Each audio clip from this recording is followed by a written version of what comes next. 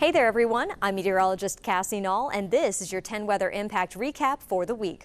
Let's start with a look at some of the top weather stories. A powerful 7.6 magnitude earthquake struck off the coast of northern Japan late Monday night. The quake shook northern portions of the country and triggered a tsunami that impacted coastal communities in the region. The Japanese Meteorological Agency said waves over 2 feet in height were observed. Thankfully, there were no tsunami threats to Hawaii or the U.S. West Coast from the earthquake. In Hawaii, Kilauea volcano erupted in spectacular fashion on Saturday. The eruption lasted for just over 12 hours and lava fountains were over 1,000 feet tall. The gas plume from the eruption reached 20,000 feet into the air, causing air traffic to be rerouted away from the area. 16 million cubic yards of lava flowed from the vents across the crater floor. And as you can see from this video, the fountain on the left is leaning at a sharp angle, and unfortunately, a USGS camera was in the path of that fountain.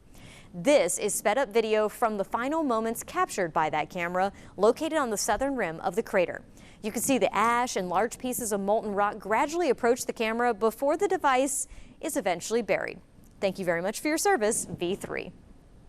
In Colorado, after a slow start to the snow season in the mountains, a strong winter storm dumped feet of snow in the Rockies over the weekend. Now, a high avalanche danger exists in the mountains where that new snow may be too heavy for the weaker base layers to support. And in addition to bringing impressive snow totals, the strong low pressure system also produced hurricane-force winds. Check out these gusts recorded on Saturday. Winter Park Resort recorded a gust to 104 miles per hour at the top of a chairlift, and Copper Mountain Resort had a gust of 86 miles per hour on their slopes. Now back on the plains, one city in Colorado is still feeling the impacts of the worst fire season in state history 5 years later. And the community isn't even near the area that burned. Brad Hicks shows why the struggle continues and the bold decision made to ensure it never happens again. There's no Rocky Mountain High in Greeley, Colorado. The city is smack on the western edge of the Great Plains. But there is Rocky Mountain water.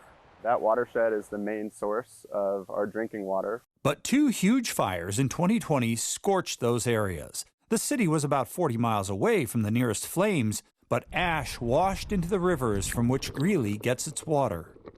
And when that ash gets in these ponds, it doesn't settle out, and we can't treat it. So we have to shut off our intake. To have 2 fires in one summer affect all of our drinking water sources, that was a real wake-up call for us.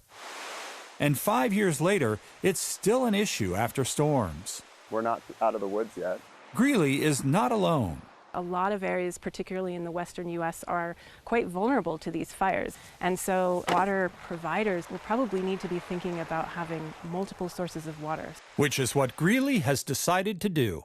We said, could we have many little reservoirs? Could we have a different kind of reservoir? And Terry Ranch was identified as an alternative, and it was an amazing alternative. Terry Ranch is an aquifer in northern Colorado, a giant underground sponge of rock and sand. Before the fires, Greeley was planning to expand the biggest of its 6 reservoirs, but even then, it would hold less than 5% of what the aquifer banks. It's big. It's very, very big. When the rivers are sending down extra water from the mountains, this pipeline under construction will send it up to the aquifer for storage. And if there's a drought or another devastating fire, they'll pipe the water in the other direction, from the aquifer to Greeley. Unlike the reservoirs, water in the aquifer is protected from drought and fire, giving Greeley the kind of resiliency that's needed with unpredictable climate and increasing fire danger. Yeah, lessons learned. It is an incredibly resilient source of water. In Greeley, Colorado, Brad Hicks reporting. An atmospheric river is slamming the Pacific Northwest with strong winds and heavy rain. The plume of moisture that extends deep into the Pacific Ocean acts like a river in the sky and transports vast amounts of moisture, blasting the West Coast like a fire hose. More than a foot of rain is possible in some parts of Washington state, and all that water is causing significant flooding. Bridget Chavez shares the story of people who are moving out of harm's way and taking their livestock with them. From above, the reason people in Snohomish County didn't wait is clear. Better safe than sorry. Rising water from the Snohomish and Skykomish rivers made evacuating livestock the obvious choice. Empty stalls at the Evergreen State Fairgrounds turned into safe havens in just hours. now home to more than 40 horses and 40 cattle, all evacuated from flood-threatened farms. Just a lot of scrambling, trying to figure out the plans, what's up, who's doing what, the whole barn, what do we want to do? That scramble is taking a toll on the animals too. All these horses, these new surroundings, all the different noises and smells, their whole herd isn't with them. The anxiety causing, it's not safe, they don't feel safe. Fairground staff say they can open more barns if needed. They have stall space for over 400 animals. We do want to just make sure that, the animals are safe, that people are safe, and they can get them all back home once the floodwaters recede. It's not just livestock. The Red Cross is also sheltering people here. Our philosophy is sheltering first. Volunteers say they can take in at least 100 people. Helping people during something that can be one of the worst times in their life. And I just want to be able to support them and help them get through that. The goal now, to keep everyone safe until they can go back home. Better to be fools and do all the work and not have needed it than to be the fools who thought we didn't need it and really were in a lot of trouble.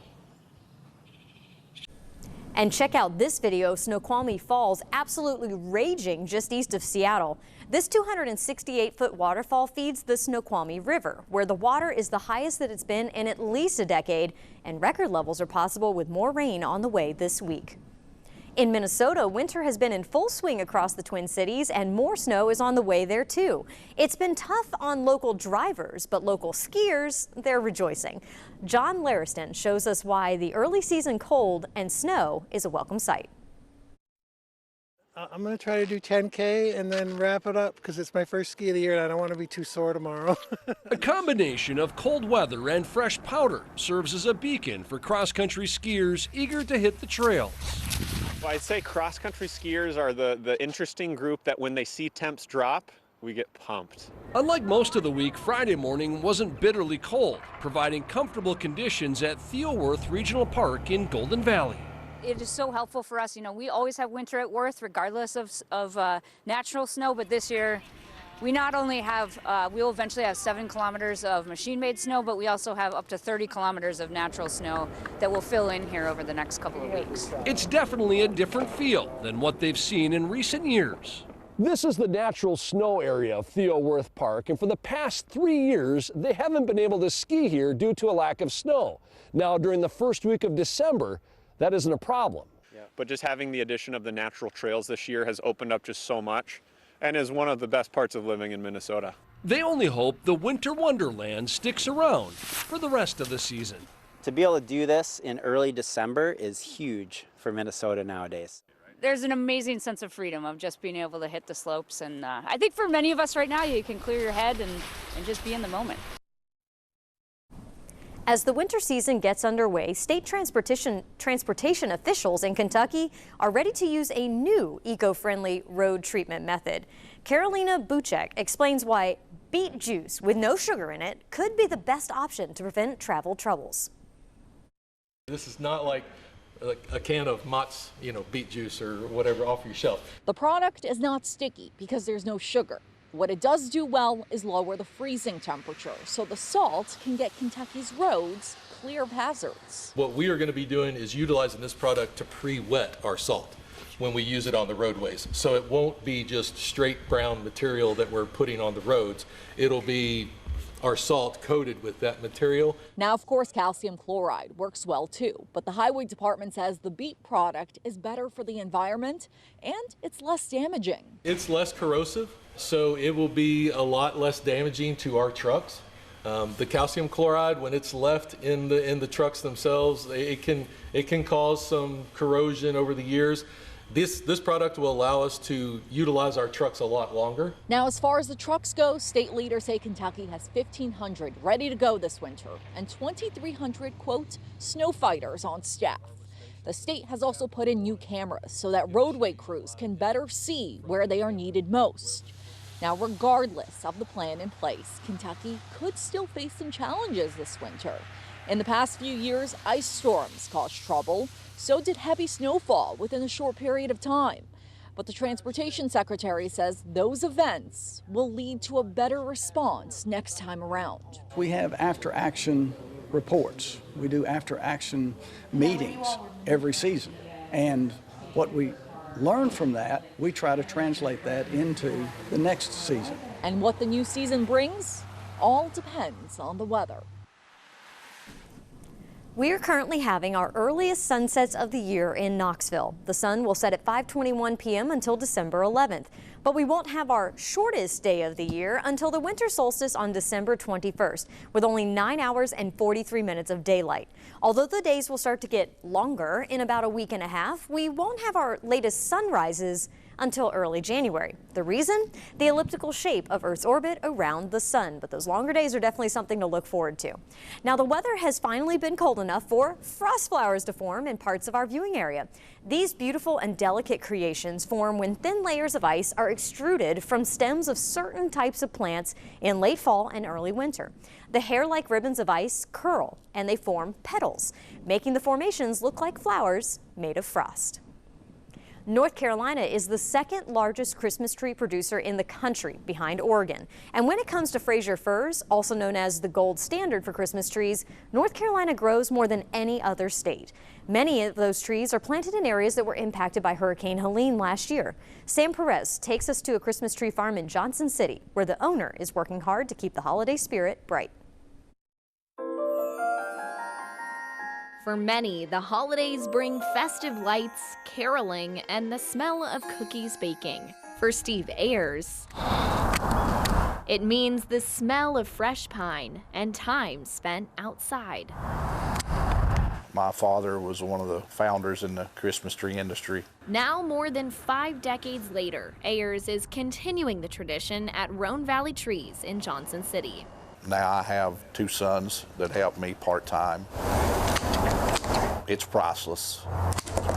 But if you're looking to deck the halls with a real tree this year, you might not feel that way. Tree costs have been rising for the past 7 years. There was an oversupply of Fraser fir nationwide. Then it basically overnight went from an oversupply to a shortage, which has been going on close to 7 years now. Tree farmers like Ayers were already dealing with a shortage when floodwaters from Hurricane Helene swept through the area.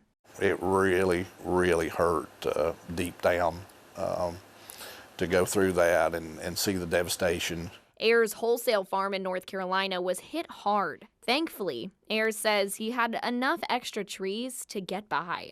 Some people that weren't as fortunate as us, I guess, they're going to feel this effect as far as their production, numbers-wise, for many years. And that's because the process from seed to cutting a tree is between 13 to 15 years. It doesn't take many things to go wrong to basically cause a ripple effect. And Helene wasn't just a ripple for some. It was a flood. I feel a little more optimistic this year than I did because of some of the things we did get accomplished already. Honestly, looking forward to when this is over till we can get back to it. Taking it season by season, step by step. In Johnson City, I'm Sam Perez. More than 1 year after Hurricane Helene, the city of Newport in Cocke County is set to receive nearly $1 million. Last year's historic flooding wiped out homes and businesses, and the grant money should help to fix long-term problems with drainage in downtown. Newport's mayor and business owners say the fix is long overdue. Lauren Lovett shares how the money will help minimize future flooding. It's a day most people will only see through pictures, but Allison Maness experienced it firsthand. I thought, oh heavens, we might get a little water like we had in the past. We saw water start to come. We were moving things out before we were evacuated, moving it, but to no avail. It didn't matter. Her store was flooded, 3.5 inches throughout. Water had nowhere else to go. That's all it could do, so we were at its mercy. She got her building in 2017. That next year, the city started working to fix the ongoing water drainage issues, something she says needs to be improved even more. The storm drains were the issue, 100%. And I hope they didn't just put a Band-Aid on a broke leg. You know, I hope they thought it through a little more, and that was the best option at the time. And hopefully now there is an even better option, because we sure need it down here, because, I mean, it was detrimental. That's why Mayor Trey Dykes says a $944,000 grant from the state is going to make a big difference. It's going to be extremely important because, as you know, a year ago, we were faced with some issues that this project, had it been available at the time, had been completed, it would have remediated a lot of the issues that we had downtown. It wouldn't have totally fixed the problem, but it certainly would have helped. While it wouldn't have stopped what happened to Fruit Jar Alley, Maness says it could have been a completely different story. No amount of infrastructure is going to prevent it, but it might subside it a little. And that's our hope. And now let's get a check of your 7-day forecast. We have a bit of a roller coaster when it comes to the temperatures into the weekend. In fact, we might be a little bit above average for both Friday and Saturday. A strong cold front, though, will come through late Saturday, and temperatures will be much colder as we go Sunday into Monday. In fact, on Monday morning, we could be talking about temperatures getting into the teens to start off the day, so make sure you check back for updates to that forecast. Thank you so much for watching. And remember, you can always get the latest about the forecast in the 10 News app. It's free to download in the App Store.